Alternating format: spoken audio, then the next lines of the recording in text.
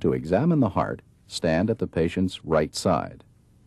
Have the patient remain supine with the upper body raised to about 30 degrees.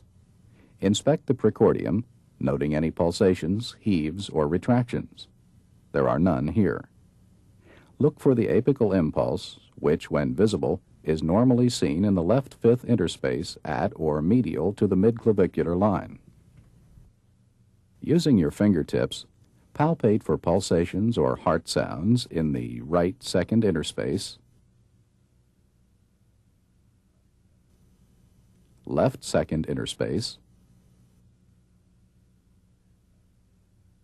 and left third interspace. Next, palpate for the systolic impulse of the right ventricle. While keeping one finger in the third interspace, place additional fingertips in the fourth and fifth interspaces. If an impulse is palpable, note its location, duration, and amplitude.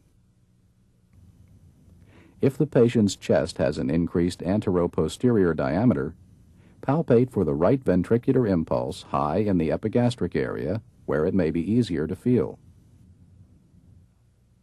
Finally, palpate the apical impulse. If it is not visible, feel for its location with your palm and fingers.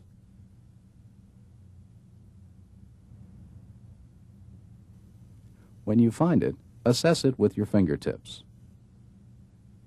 Observe its location, diameter, amplitude, and duration.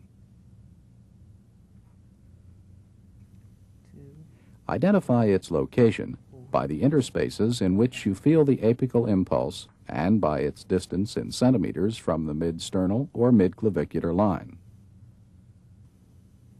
Measure the diameter of the impulse in centimeters. Feel for the amplitude of the apical impulse. It is usually small and feels like a gentle tap. To estimate the duration of the apical impulse, feel it as you listen to the heart sounds with a stethoscope. The normal impulse may last through the first 2/3 of systole, but not longer. Please turn over to your left side. If you can't feel the apical impulse, ask the patient to roll partly onto his left side and try again. Now I'd like to tap on your chest to see the size of your heart.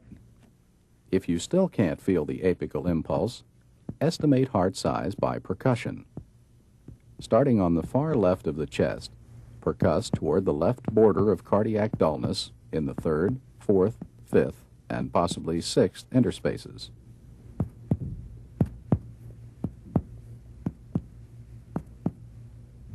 Normally, percussion reveals pulmonary resonance laterally and cardiac dullness medially.